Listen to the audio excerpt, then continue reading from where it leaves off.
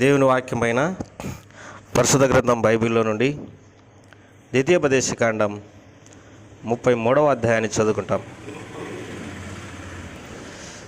ద్వితీయోపదేశకాండం 33. దైవజనుడైన మోషే మృతి నొందక మునుపు అతడు ఇజ్రాయేలులను దీవించిన విధం ఇది. ఇట్లా నేను యెహోవా సీనాయి నుండి వచ్చెను, శేయీరులో నుండి వారికి ఉదయించెను. ఆయన పారాను కొండ నుండి ప్రకాశించెను. వేవేల పరిశుద్ధ సమూహముల మధ్య నుండి ఆయన వచ్చెను. ఆయన కుడి పార్శ్వమున అగ్నిజ్వాలలు మెరయుచుండెను.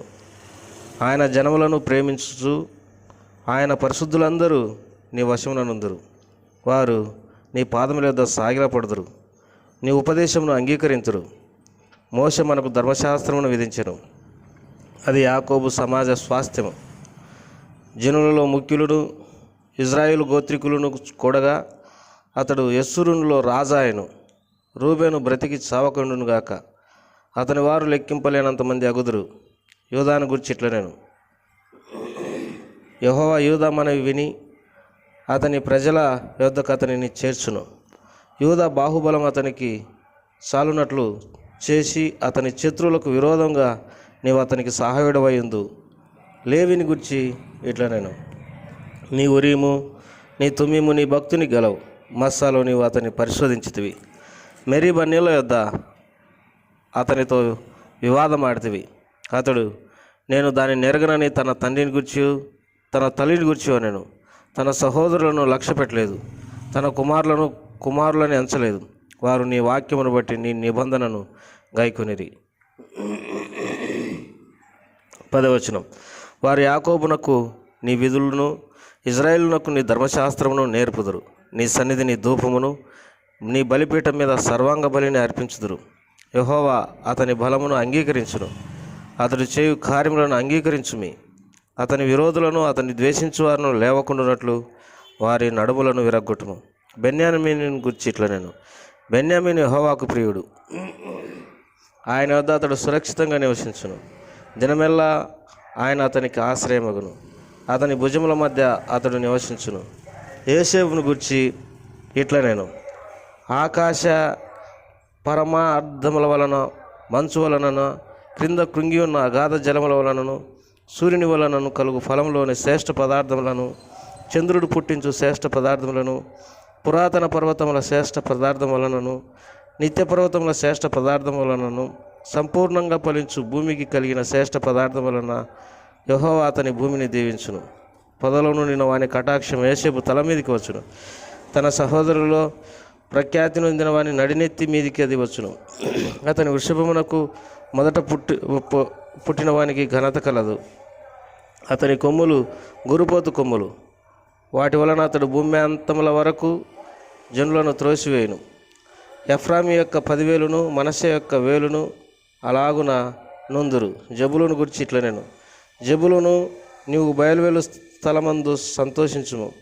ఇశ్శాఖారు నీ గుడారములందు సంతోషించుము. వారు జనములను కొండలకు పిలిచిరి, అక్కడ నీతి బలులు అర్పించుదురు. వారు సముద్రముల సమృద్ధిని, ఇసుకలో దాచబడిన రహస్య ద్రవ్యములను పీల్చుదురు. గాదును గుర్చిట్లను గాదును విశాలపరచువాడు స్తుతింపబడును. అతడు ఆడుసింహం వలె పొంచుండును, బాహువును నడినెత్తిని చీల్చివేయును. అతడు తన కొరకు మొదటి భాగమును చూసుకొనెను, అక్కడ నాయకుని భాగం కాపాడబడెను. అతడు జనములోని ముఖ్యులతో కూడా వచ్చెను. యెహోవా తీర్చిన న్యాయం జరిగెను.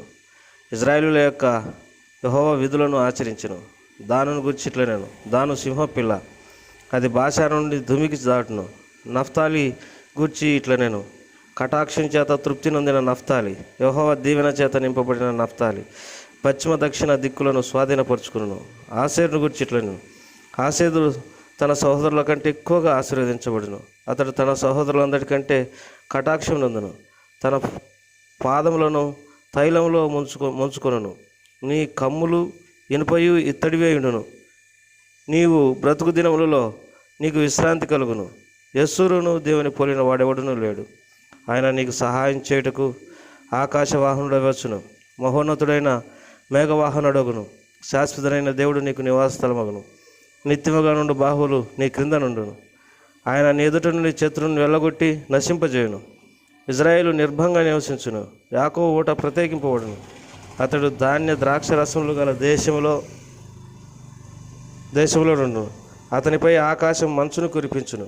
ఇజ్రాయేలు, నీ భాగ్యం ఎంత గొప్పది! యెహోవా రక్షించిన నిన్ను పోలినవాడు ఎవడు?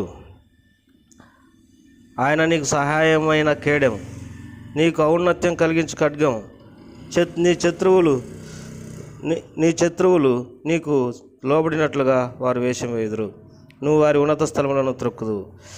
ప్రేమ కలిగినటువంటి దేవుడు ఈ మాటలు మన కొరకై దీవించి ఆశీర్వదించును గాక. ప్రేమగల ప్రభా, దయగల తండ్రి, నీకు ఎంతో నాలుగు స్తోత్రం. ఈ మాటలన్నింటిని మా కొరకై దీవించమని యేసు ప్రభువు వారి నామమున పెట్టి వేడుకుంటున్నాం తండ్రి. ఆమేన్.